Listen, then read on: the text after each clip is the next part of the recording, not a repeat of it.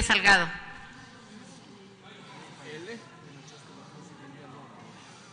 Gracias, compañera presidenta.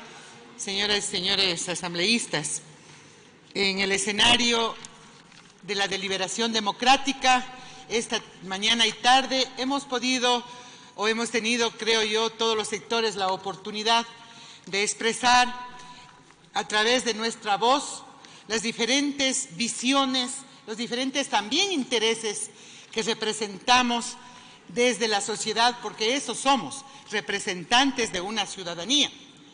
Pero cuando estamos en este cuerpo colegiado, tenemos una gran responsabilidad, y que es precisamente legislar para dar respuesta a los principales problemas del país.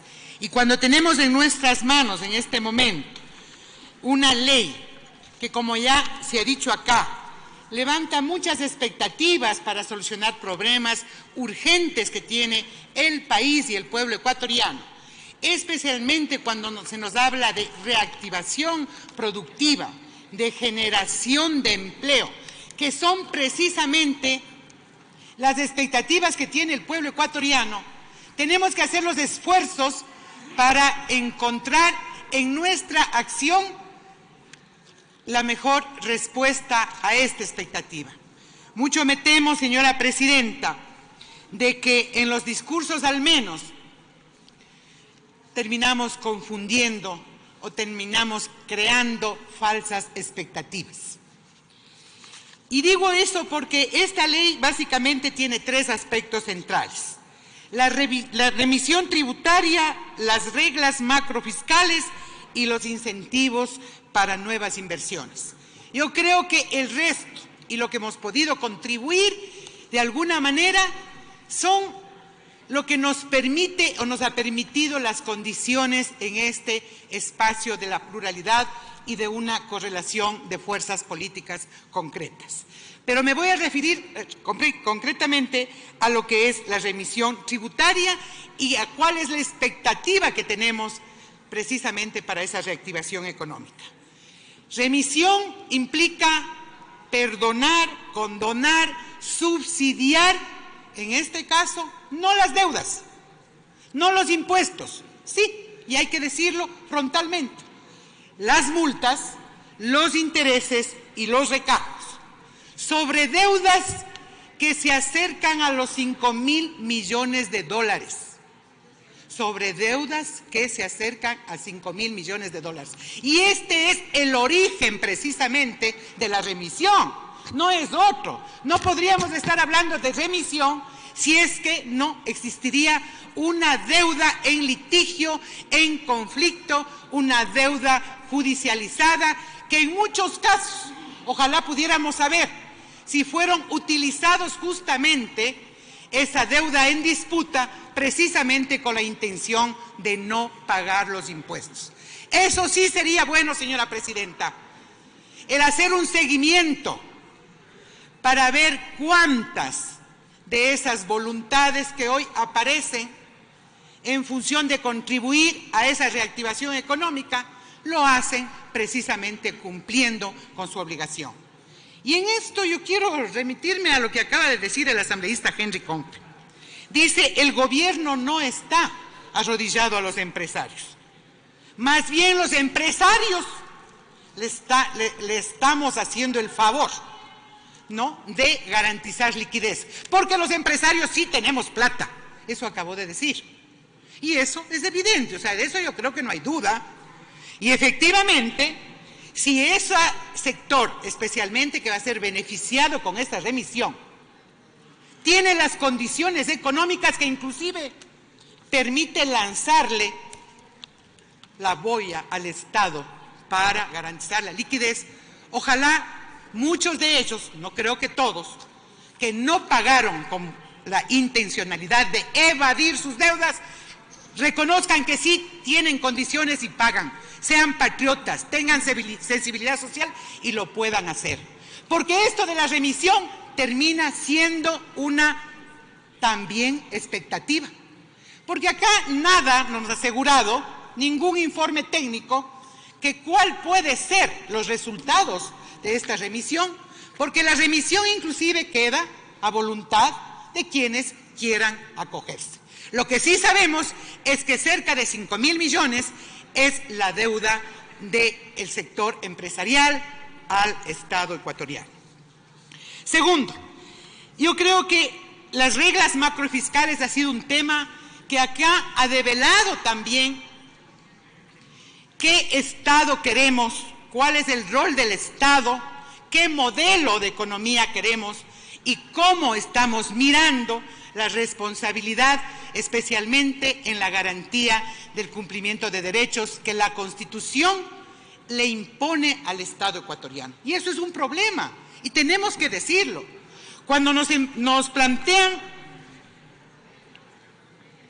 estas reglas macrofiscales que se remiten fundamentalmente al techo de la deuda, obviamente implica reconocer que esta deuda que hasta ahora es del 40% y que, además de reconocer que no tiene sustento técnico ni antes, ni en el gobierno anterior, ni en el de hoy, cuando estamos aprobando esta ley, no tiene sustento técnico de por qué debería ser el 40%. Pero lo que sí tiene es una realidad, que hoy es el 57% del Producto Interno Bruto.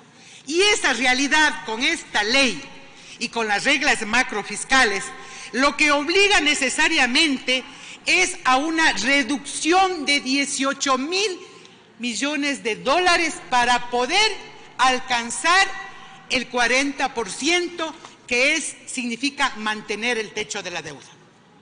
18.000 millones de dólares para pagar la deuda de hoy.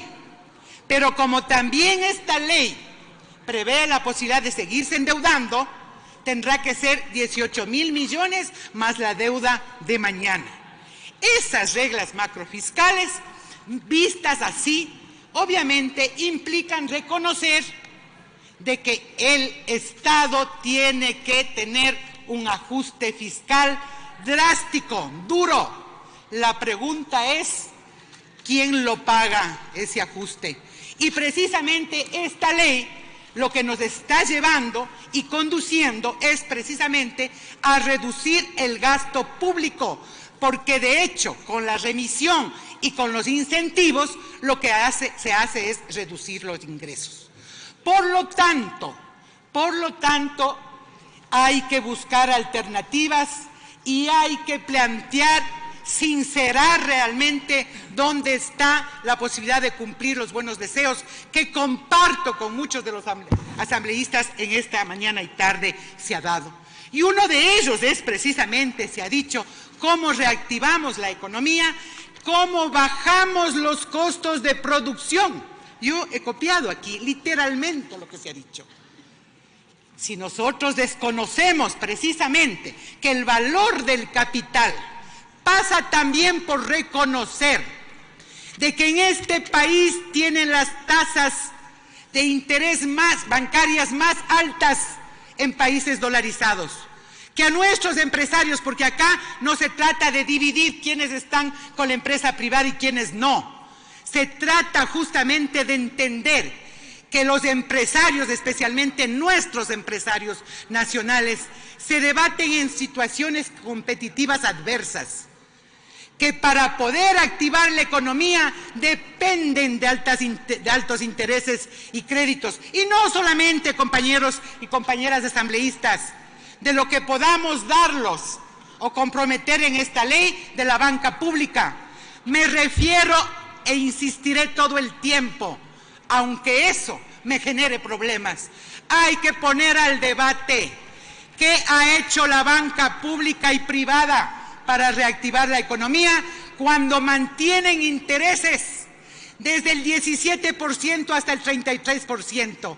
Ahí está la posibilidad real, entonces, de una reactivación económica que supere el perdón de las multas y de los intereses y que obligue al Estado a reducir su gasto público, que implica menos salud, menos educación, menos universidades, menos seguridad, menos programas sociales, menos cumplimiento de bonos, menos incentivos jubilares.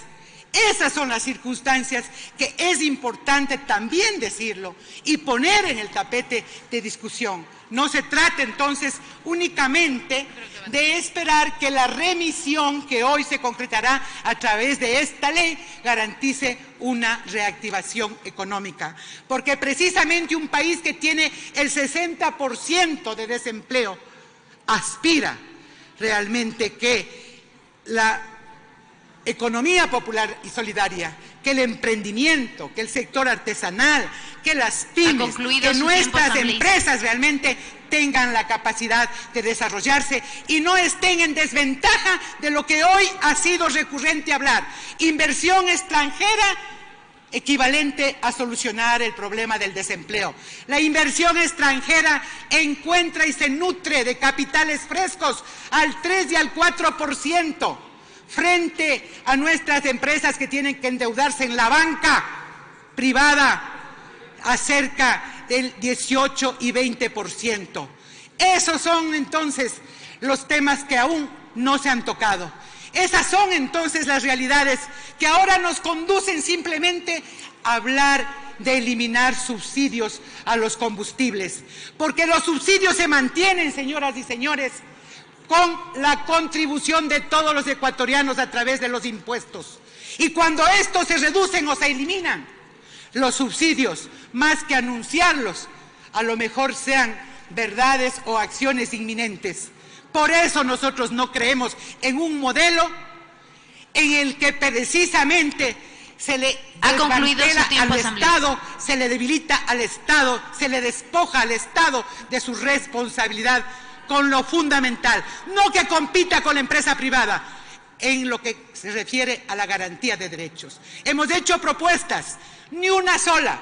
Respeto a los derechos laborales, no se acogió. Cambiar el techo de la deuda, tampoco se acogió. Entender, o sea, de que se necesita reactivar la economía en función de poner al debate las tasas de crédito, tampoco ha sido posible. Por eso, y por todo ello, nosotros aspiramos a que el pueblo ecuatoriano y al sector que representamos seamos la voz en esta Asamblea Nacional. Muchas gracias.